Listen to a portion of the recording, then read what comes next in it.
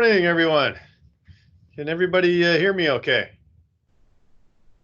Yes, Hope you can hear me loud and clear. Good morning once again. I'm Gary Thompson, Medical Director for Quality. And again, I'll be hosting our COVID-19 Innovations webinar this morning. We've been running this webinar now. This is day number 8.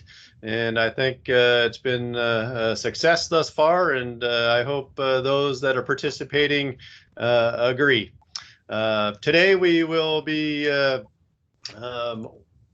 talking with our pulmonary and critical care provider, Dr. T. He's going to give us an overview and sort of introduction to proning within the ICU and even outside the ICU, which a lot of literature and anecdotal evidence has showed significant improvement in outcomes with respect to proning. Before we do that, I'd like to just give you a little update on some of the statistics that we're seeing here in Riverside County. As many of you have already heard, there is some news out there that things are potentially cooling off in some of the hot spots throughout the nation. Here in Riverside County, we are still seeing that uptick in cases. As of this morning, as posted on the public health website, we've had 1,016 confirmed cases. So we've eclipsed the 1,000 marker. We've had 28 deaths and 67 recoveries. Now, even perhaps more importantly is not only the confirmed cases out in the community, but has that translated into increased hospitalizations and ICU stays, ventilator utilization? And to answer that, we have also seen an uptick in those numbers. We throughout the county, the 17 hospitals that we have, we are seeing 129 inpatients, 207 PUIs. Then within the ICU, as of yesterday, we've had 49 ICU patients with 60 PUIs within the ICU environment. You compare that to last week, those numbers are trending up. So again, as we've emphasized previously, we are hopeful that that trend turns the other way and ideally have a flattening of that curve. But we are doing our best, hoping for the best, planning for the worst. And this is why we're here today, to continue to talk about innovations and opportunities that we can deploy at the hospital level to counteract a potential surge that we may be encountering within the next week or so. So again, I'd like to introduce Dr. T, one of our, again, leads within the ICU environment. He will be introducing the proning concept and how we are deploying that within RUHS. So without further ado, why don't we hand it over to Dr. T. Thank you for being with us. Hello, everybody. Can you guys hear me? Hello? Sure can. Yeah. Sure can. Yeah. Yeah, you can. Okay. My name is Suman Thapamagar. I'm one of the pulmonary and critical care physician at RUHS. I will be talking briefly about proning position ventilation. Traditionally, this method of ventilation we use for very sick people who are in ICU, and if we have problem, and they are mostly intubated, and if we have problem with oxygenating them, we put them in a prone position, which is like swimmer's position. And that can be done in 2 ways. One we do mechanically, and another one we can do manually. And there is another form of prone position ventilation that we have been talking about lately is an awake patient. We call it adult tummy time. And that has been helpful too. At this time, I think we can start the video and I will describe what we do and how we do it. Do you have any video references that I can follow, or I They're can going to pop it up, Suman. Here it comes.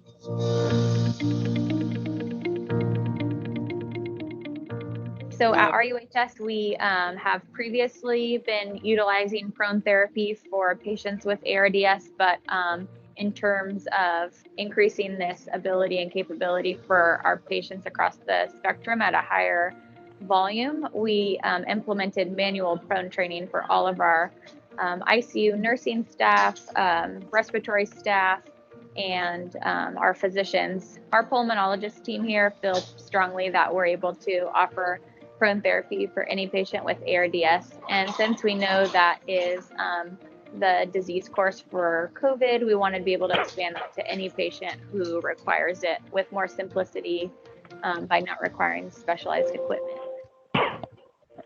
So the proning process takes a lot of pre-planning and really effective communication. So the primary nurse has a checklist where they complete several pre-proning measures just to optimize the patient prior to turning in terms of managing lines and tubes and drains, which they've all been trained on.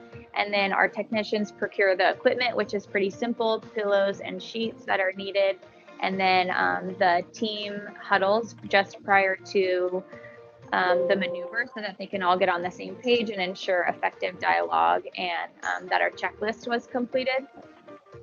From there, they manage all the lines, tubes, and drains appropriate to the patient, and then lay a flat sheet over the top of the patient, place pillows on top of that first flat sheet, and then another flat sheet so that they can roll the ends of the sheet so they have leverage to do the maneuver. So then the person at the head of the bed will lead the team and count down into 3 positions, which is to slide the patient to one side of the bed opposite the ventilator, and then turn the patient on a lateral sideline position. And then from there, turn the patient into the prone position, maintaining good cervical spine position, and then ensuring that the airway is secured at all times. One of the challenges in implementing the program was identifying workforce members who could help with the labor part of it. So it does take quite a few individuals to actually do the maneuver. And fortunately, our OR was very willing to share their CNA staff and their technicians so that we could flatten the labor requirement of that and not be just so heavily dependent on our nursing staff who might already be spread thin in a high surge of patients. Prone therapy physiologically is extremely beneficial for patients with ARDS. And this has been proven in literature. Implementing manual proning just means that we can do this more effectively across a larger number of patients. There's been some interesting reports that our physicians have shared with us coming out of Wuhan, China, that centers that implemented prone therapy in non-invasive and invasive ventilation had reduced mortality. So that's our goal, is to be able to offer this therapy across the spectrum to any patient who's suffering from a viral illness.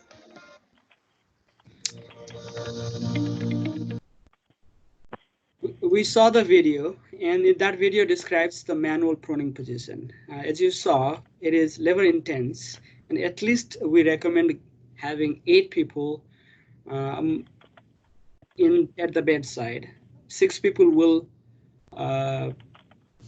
maneuver the patient, and one person will help with the positioning of the pillow, and one person will work on the airway.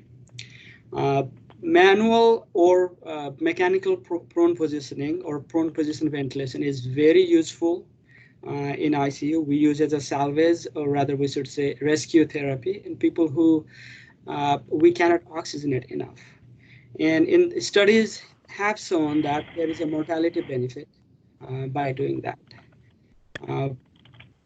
most of the traditionally, all the studies or the studies that put this method in the literature was done manually. However, now we have a kinetic bed that rotates itself, and it can be maneuvered by 2 or 3 people only, and it has been useful. I think at this point I can answer if there is any questions. Yes, Dr. T, thank you very much. That was a fantastic video and introduction to proning. Again, if there are any questions, don't hesitate to relay those to us through the chat box, or if you want to unmute your computer or phone, please don't hesitate to do so. Maybe I can start, Dr. T. You mentioned that this is not only a strategy within the ICU, but we are also implementing this in an awake patient, perhaps in a non-ICU setting. And I've seen or heard some reports that that has actually improved patients' conditions to where they can lessen their potential risk of having to end up in the ICU. What has been your experience thus far with using it outside the ICU environment? Yes, we have tried in our institution to prune people when they are awake. We call it awake pruning, or the better term or the colloquial term in our group right now is adult tummy time or belly time. It has been useful. We implemented in few patients last week, and it does reduce the chances that patient has to be put on respirator. Putting anybody in respirator has its own risk, and if we can mitigate or reduce that risk, we will definitely see benefit in both in terms of morbidity and mortality.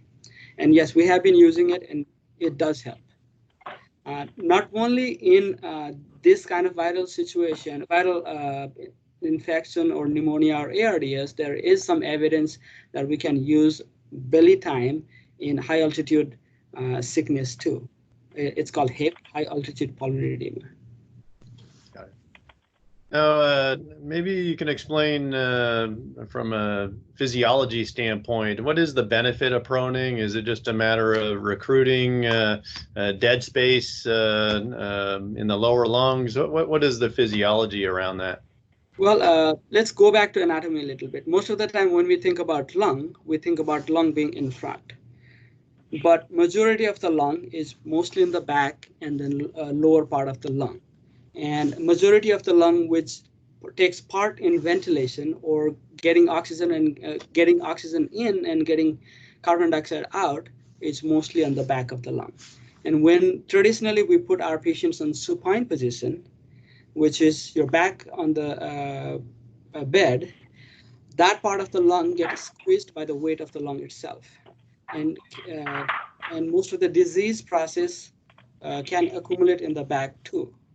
And therefore it does not participate in ventilation properly. By changing that position and putting that part of the lung up, we open up that part of the lung, and also there is something called ventilation and perfusion matching. By doing that, we increase that ventilation and perfusion matching.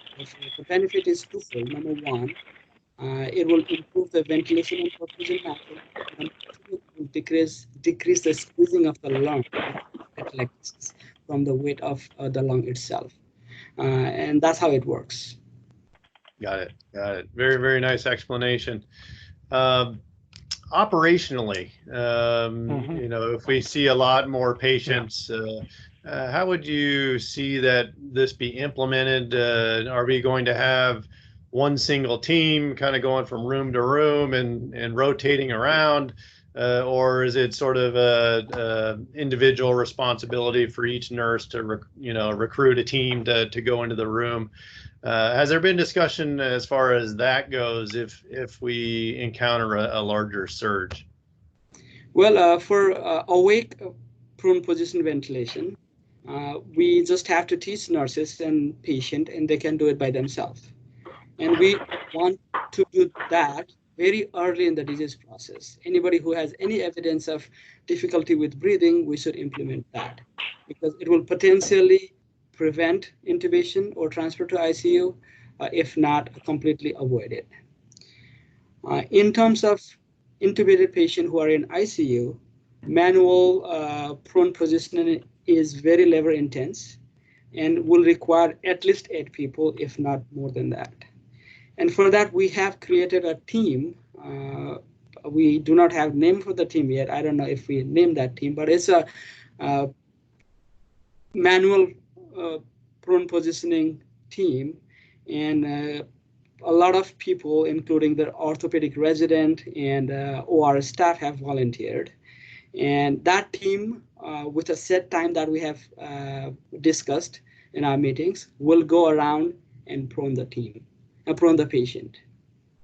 In that regard, we prone our patients at least 16 to 20 hours. And it does not have to be that. We can prone longer than that. Therefore, it's just a matter of scheduling, proning, and supination procedures during daytime. Got it. Are there any contraindications to proning, where you would not consider that for a particular set of patients? Anything yes, you can there are few. Comment on?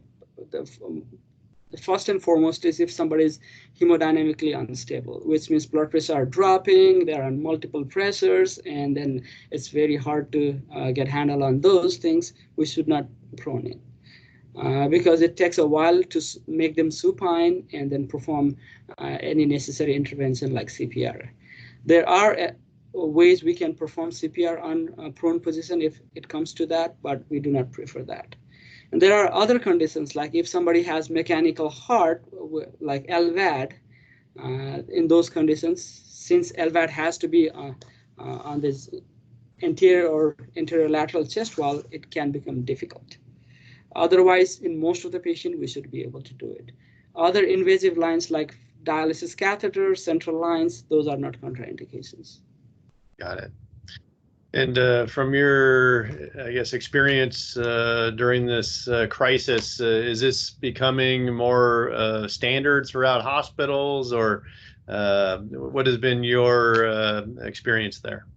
Well, we have been proning patients for several years now in our institution, and this is the first time we did manual proning position. And not only our hospital, it has become and it will be standard of care for all ARDS patients throughout the nation and the world at this point. Got it. Got it. Well, very good. I just wanted to again ask the participants, are there any other questions out there that you might be able to ask Dr. T? Don't hesitate to unmute your phone if needed. Okay, very good.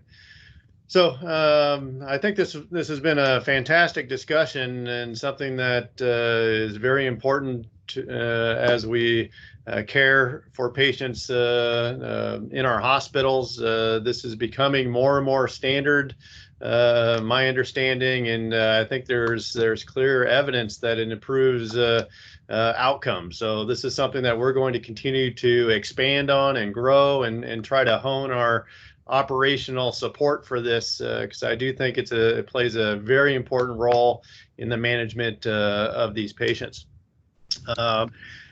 Tomorrow we'll be back on together. We will be joined by Dr. Masiska, who is our director for our emergency services here. He is playing a very important role at the EOC, and he will be explaining what is happening at the county level with respect to surge planning, and specifically looking at our staffing challenges that we have. As we continue to plan for this larger surge, not only do we need to acquire beds and space and equipment, but the staffing around that is equally as important, both from the physician, nursing, RT support.